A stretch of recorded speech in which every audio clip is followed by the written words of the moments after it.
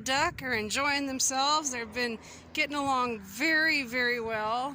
There was a few moments in the beginning where I wondered if they would get along, but no problems now. They're actually really in tune now to their move, and they look forward to the kitchen scraps. The chickens really go crazy. So if you look, they love anything like a melon. They absolutely go bonkers for melons. The duck, he eats the inside soft parts a little bit, but he really likes the greens. And that rooster there, he's going after some green leaf.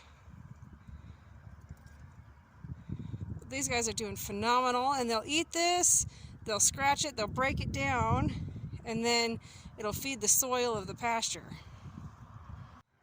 So this is kind of a scrap leftover pile that they left yesterday, and I'll just bring a pitchfork rake out here and just kind of pitchfork it around, and that's all I'm going to do.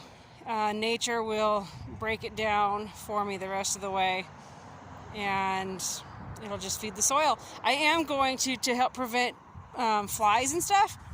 I will bring a bucket of goat manure out and sprinkle it on top, and then on top of that I'll sprinkle some wood chips, and it'll kind of encourage it to compost at a quicker rate below. It'll hold some heat on it, and it'll compost quicker into the soil. So anyway, these boys, they've got the scraps that you can all see on top, various scraps, but underneath there, I should have shown it beforehand, but there's a big bucket full that I spread on there on the ground underneath the scraps of goat compost. I didn't add any wood chips today because I'm kind of been following behind and adding the wood chips afterwards instead. I'm liking that a little bit better, but I am adding the goat manure in there. Like yesterday's was a trial without the goat load, and it just ends up being like this heap that gets left behind.